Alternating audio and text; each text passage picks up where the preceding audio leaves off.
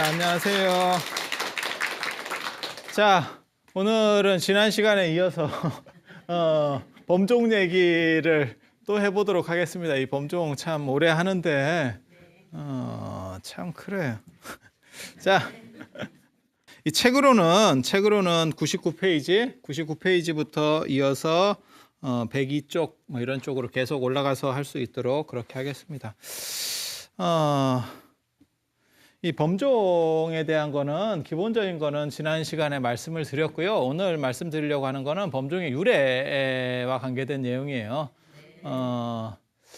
이제 범종이 어떻게 만들어졌는지, 그 이제 인도에서는 건추라고 하는 뭐 이렇게 악기가 있어요. 그러니까 절에서는 신호용구입니다. 신호용구. 절은 아무튼 크고 대중생활을 하는 거예요. 사람이 같은 성별의 사람들이 굉장히 많이 사는 집단. 이러다 보니까 무언가 신호를 해야 돼요. 일일이 다닐 수는 없어요. 보통 나중에 나란다사 같은 경우는 거기에 승려만 10,000명이 살았다 해요.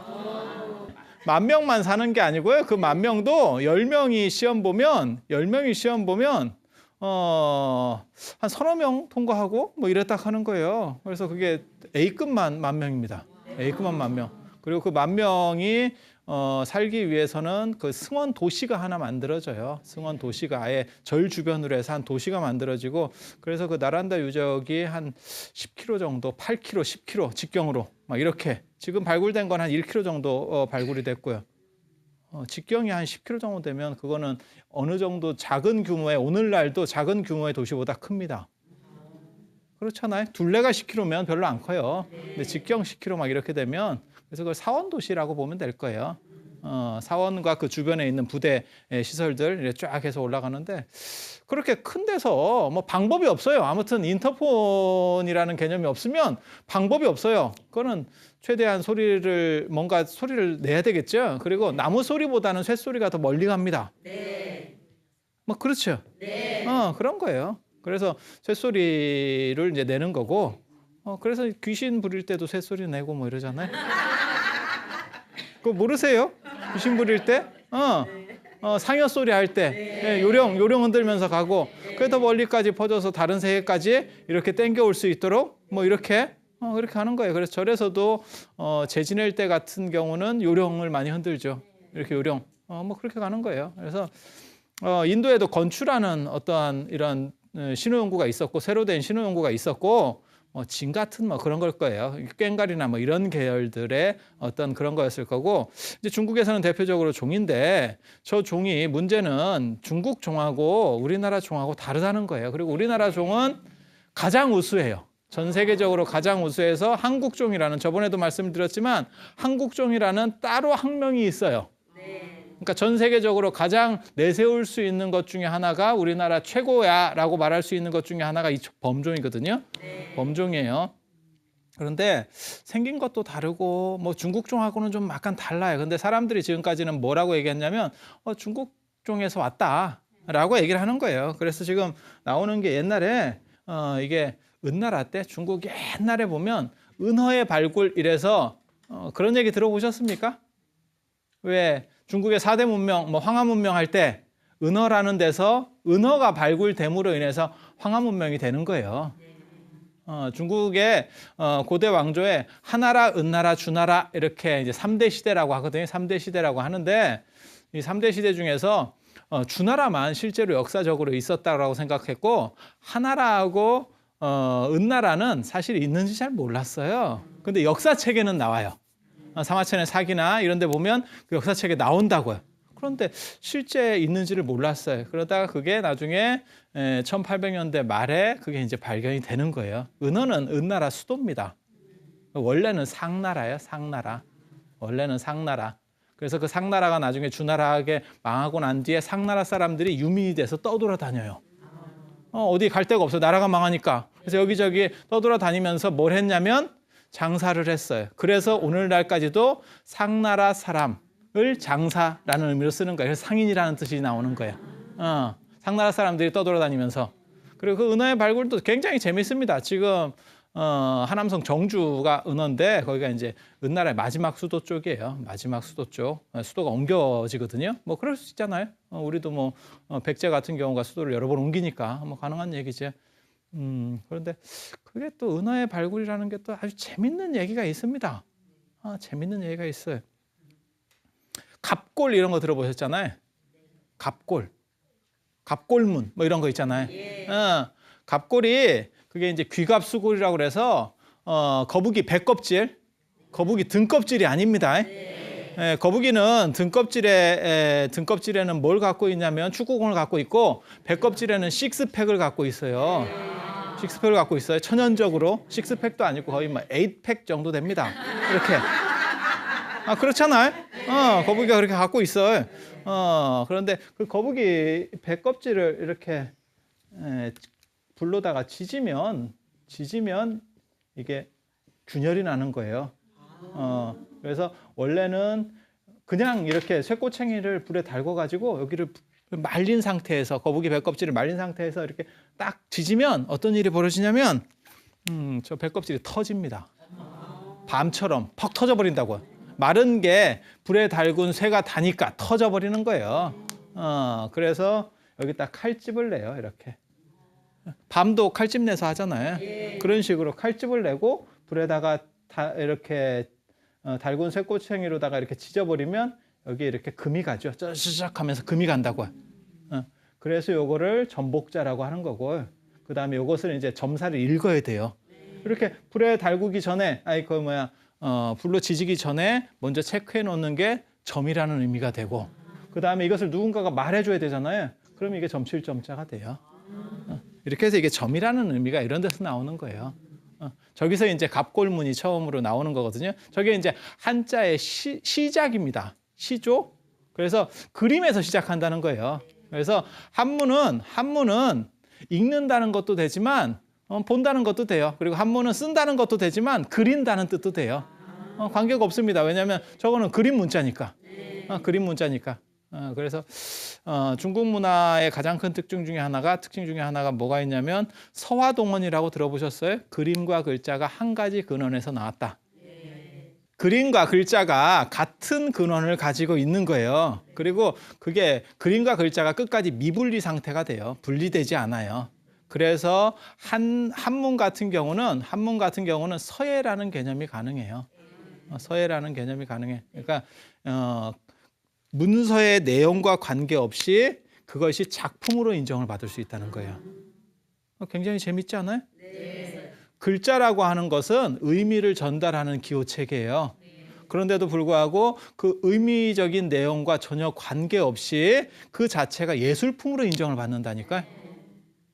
그래서 제가 예전에 뭐 그런 얘기 안 해드렸나요? 왕이지 친구 술 먹는 얘기가 있어요. 왕이지 아시잖아요. 이제 그 명필, 육조시대 때 그 남조의 그 명필인데 그 왕이지 친구가 술을 먹을 때는 술을 한참 먹다가 술값이 떨어져요. 그러면 친구한테 편지를 보낸다는 거예요. 편지를 보낸대. 그런데 그 왕이지 친구는 언제나 술 먹을 때 돈 떨어지면 왕이지한테 꼭 답장이 올 것 같은 편지를 쓴다는 거예요. 그럼 친구니까 답장을 해주죠. 답장을 해주면 그거를 읽어보고 그 자리에서 그거를 술집에다 주고 계속 술을 먹어요. 그게 백지수표예요. 친구는 이렇게 둬야 돼요. 참 부러운 친구야. 편지가 그냥 백지수표로 그 자리에서 바뀌는 거예요. 내용만 딱 읽고 바로 그냥 술값 계산이 되는 거예요. 그리고 계속 먹으면 돼요. 참 좋은 친구지. 나중에 기회 되면 제가 왕이지 글씨를 한번 보여드리면 깜짝 놀랄 거예요. 글씨 생각보다 그렇게 잘 쓴 글씨 같지 않은데. 그리고 왕이지는 글씨 쓰다가 틀리잖아요. 그러면 이렇게 그냥 지워요. 우리 글씨 쓰다가 이렇게 지우듯이 왕이지 그냥 지우고 씁니다. 그다음에 빼먹었어요. 글씨를 빼먹었어. 그러면 우리가 이런 데서 이렇게 V표하고 넣잖아요. 그렇게 써요. 그렇게 써요. 막 공들여서 쓰는 게 아닙니다. 한석봉 글씨나 이렇게 막 글씨 공들여서 막 쓰는 게 아니고 그냥 자연스럽게 자기가 편안하게 뭐 그렇게 쓰는 거예요. 이 갑골 같은 경우가 되게 재밌는 게 어떻게 발견되냐면 그것도 뭐 재밌는 예가 있습니다. 이게 용골이라는 약이 있어요. 용골이라는 약재가 한약은 전부 다 약을 쓰거든요. 뭐 돌도 쓰고 혹시 흰돌 이렇게 물에다가 삶아 먹으면 신선된다 이런 얘기 들어봤어요?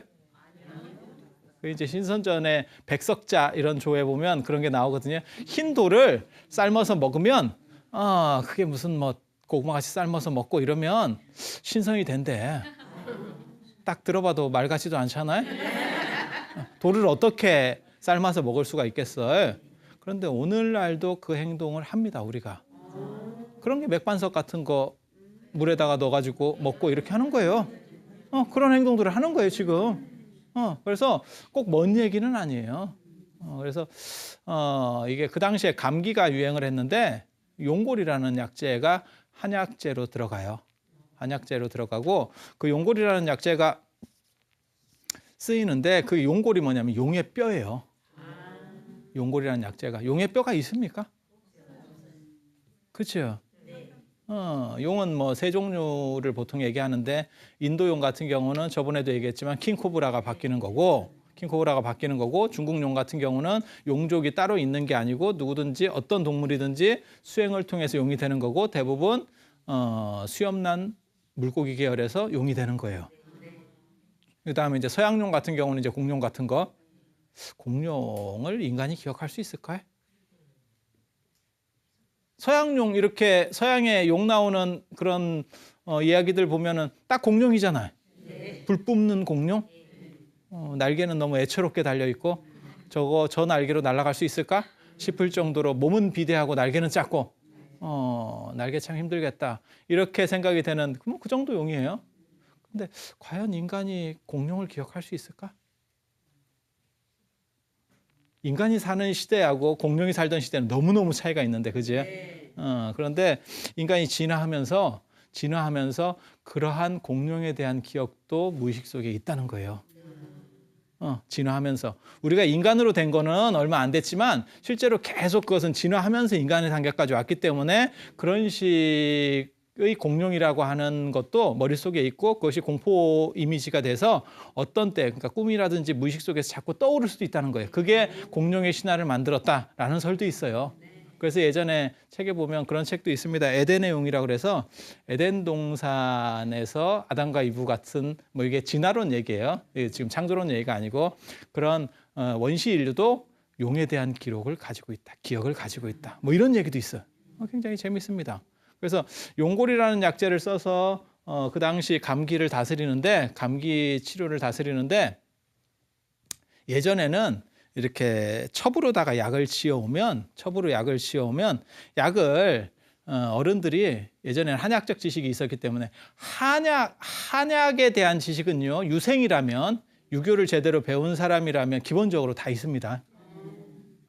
그러니까는 한약에 대해서 잘 몰라요. 한의학 잘 몰라요? 이러면 그건 제대로 된 유생이 아닙니다. 퇴계라든지 다산이라든지 뭐 퇴계도 할인신방, 다산도 단방신편 뭐 이런 것들을 실제로 쓰거든요. 한의학에 대한 책을 씁니다. 그리고 그렇게 될 수밖에 없는 게 공자가 그렇게 얘기해요. 약 같은 거는 위험하기 때문에 함부로 내 부모님이 드실 약을 뭣도 모르고 누가 지었는지 제대로 모르는 걸 드릴 수는 없다. 그러니까 내가 기본적으로 알아야 된다.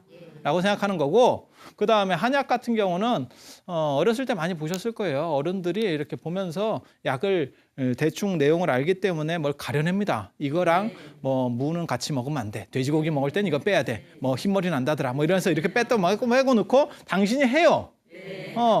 아랫목에다 말리면서.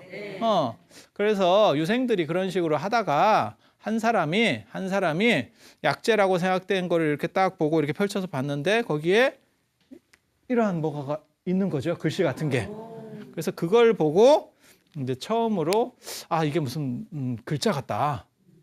그러니까 용골을 중국 사람들은 뭐라고 생각했냐면 오래된 동물의 뼈를 다 용골이라고 그랬어요.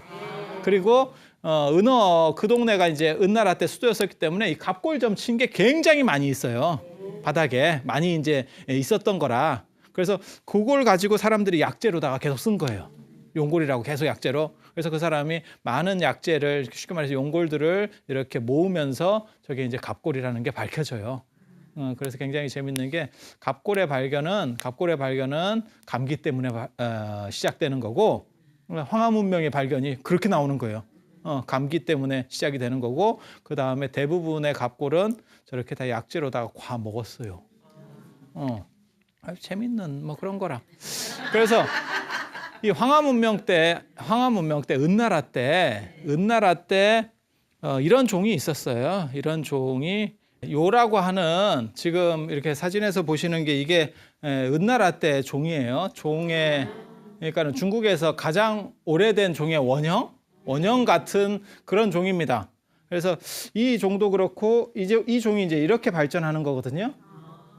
그런데 이 종들은 마치 구세군 뭐 자선 낭비할 때 이렇게 흔드는 것처럼 안에 방울은 없어요. 그냥 밖에 이렇게 잡고 위를 칩니다. 이렇게 잡는 구조예요. 근데 그렇게 잡으면 종이 우리가 생각하는 거랑 많이 다르죠. 그게 이제 주나라 때로 가면 시기가 내려가서 주나라 때로 가면 이런 종으로 바뀌는 거예요. 이게 용종이라고 하는 거고 우리가 보통 생각하는 것 같은 그러한 종의 어떤 이 유두? 저번에 종에서 유두 젖꼭지라고 얘기했었는데 그 젖꼭지가 나타나기 시작하고 그 다음에 종 고리가 나타나고 그 다음에 음통 같은 게 나타나고 이러면서 이제 걸어서 때리는 식으로 바뀌는 거죠. 들어서 손으로 잡아서 때리는 방식에서 거는 방식으로 이제 바뀌는 거예요. 그래서 여기서 발전을 해서 한국종까지 왔다. 보통은 그렇게 얘기를 합니다. 그렇게 얘기를 해요. 한국종 저번에 보여드렸는데 이런 거죠. 에밀레종 같은 경우 이제 이렇게까지 왔다라고 얘기하는 건데 가장 차이점 중에 하나가 뭐냐면 바로 이 부분이에요. 이 부분이 이렇게 오목하게 모이는 거거든요. 이게 한국종의 가장 큰 특징 중에 하나입니다. 마치 치마 생각하시면 돼요. 한복에서 치마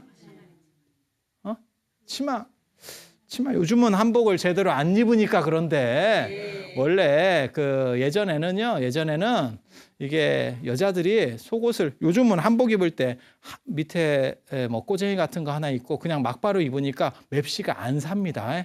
근데 신윤복의 미인도나 이런 걸 보면 하우상박이라 해서 상체는 작게 딱 붙게 입는 거고 하체는 이렇게 돼요. 코르셋 넣은 것처럼. 왜냐하면 여러 겹의 치마를 입습니다. 그렇게 하다 보면 이게 이렇게 붕 뜬다고요. 그게 원래 한복 선의 맛이에요. 그런데 요즘은 소개를 안 입으니까 그냥 떨어져 버리는 거예요. 근데 그런 직선적인 것들은 원래 한국적인 맛은 아닙니다. 그래서 곡선적으로 풍부하게 이렇게 커져야 되거든요. 실제로 조선 초기 때 무덤들이 많이 나옵니다. 도로 공사를 하다 보면 그때 회를 많이 썼었어요. 조선 초기에 회를 많이 넣거든요. 지금도 무덤 쓸 때 회를 넣습니다. 석회를 넣어서 이렇게 반죽을 해서 물길 같은 게 이렇게 잘 못 들어가게 이렇게 차단을 해요. 그런데 그때 돈 있는 사람들이 너무너무 회를 많이 치잖아요. 그러면 이게 공기가 완전 차단됩니다. 밀폐가 되면 미라가 나와요. 미라가 나와요. 근데 그 미라하고 이집트 미라하고는 달라요. 이집트 미라는 완전히 건조된 상태에서의 미라기 때문에 별 문제가 없어요. 상온으로 나와도 크게 안 변한다고. 물론 뒤틀리긴 뒤틀려요. 그렇지만 크게 안 변한다고요. 그런데 이런 식으로 해서 공기가 차단된 상태에서 공기가 딱 들어가잖아요. 그러면 처음에는 얼굴이 살아있는 것 같지만 급격하게 까마지면서 이렇게 싹 수축이 됩니다. 뭔 뜻인지 아시겠어요? 네. 그래서 그런 무덤을 하나 발굴하면 민속학이나 이런 사람들은 뭐 대박이 나는 거예요. 그러니까는 그 당시 복제가 그대로 나오는 거니까 옷이 그렇게 해서 벗기면 시체 하나에서 옷이 많이 나옵니다. 그러니까 우리처럼 요즘처럼 이렇게 단순하게 입는 게 아니에요. 그래서 이제 보통 민속박물관이나 이런 데 가면 무덤 옷 같은 거 이렇게 펼쳐가지고 전시해 놓은 거 있거든요. 옛날 옷이면 그게 다 시체에 쌌던 옷이에요. 그래서 제가 그런 데서 이렇게 얼룩지고 이러면 저거 시체 곡물이다 이런 얘기도 하거든요. 굉장히 찝찝한 거예요. 제가 경주에 어떤 음식점에를 갔는데 인테리어 장식으로 이걸 해놓은 거예요. 이걸 해놓은 거예요. 근데 사람들은 다 고풍스럽다고 생각을 하는 거예요. 근데 여기 막 국물도 있고 예전 거라서 있는 거, 요즘 옷이 아니고 그 옛날 옷이에요. 그걸 장식을 해놨더라고. 내가 깜짝 놀랐어요. 그래서 내가 밥 다 먹고 가르쳐 줬어요. 밥 먹기 전에 가르쳐 주면 밥맛 떨어진다 할까봐 밥 다 먹고 저게 그 국물이다. 그거 굉장히 찝찝합니다. 굉장히 찝찝합니다. 그래서 뭐 그런 게 있어요. 그래서 치마가 이렇게 항아리 같이 말려 들어가는 그러한 형태가 이 우리나라 종에서 나타나요. 그리고 이 종에서 나타나는 왜 이렇게 암이냐면 이 밑에다가 이렇게 홈을 하나 더 팠거든요. 이렇게. 그래서 소리가 치면 이렇게 울리고 이렇게 울리게 이렇게. 그래서 우리 에밀레종 같은 거 한 번 치면 뭐 3분을 우네 이렇게 얘기 나오는 거예요. 그러니까 서양종 같은 거 한 번 치면 땡 하고 끝나는 거고 그건 나팔같이 생겼어요. 밑에가. 나팔같이 생겼어요. 그러니까 소리를 많이 퍼지게 하기 위해서 제가 지난 시간에 그런 말씀을 드렸는데 한국종의 특징이 낮게 거는 거는 이거 파기 때문에 그래요. 낮게 걸고 그다음에 밖에서 종을 치고 그렇게 그런 특징을 가지는데 그런 특징을 가질 수 있는 게 이러한 구조 때문에 그래요. 그런데 이러한 구조에서 생각해 볼 수 있는 가장 재밌는 게 뭐냐면 손순 아세요? 손순 들어보셨어요? 손순? 효자 손순 몰라요? 문효공이라고 하는 사람이에요. 문효공. 이 경주 현곡조에 가면 손순 얘기가 나옵니다. 손순 유허지도 있고 손순 집터, 손순이 살던 데도 있고 손순 사당도 있어요. 여기가 손순 사당이에요. 홍효문, 효를 넓게 펼친다. 이 얘기 읽어보면 되게 재밌는데 제가 사실 읽어드릴까 싶어서 여기서 이렇게 팻말을 일부러 넣어왔거든요. 이 얘기 굉장히 흔한 얘기입니다. 흔한 얘기입니다. 그냥 읽어드리는 건 그렇고 그냥 추려서 말씀을 드릴게요. 내용은 그런 거예요. 신라시대 때 어떤 효자가 있었는데 시어머니랑 손자랑 마누라랑 이렇게 살고 있대요. 4명이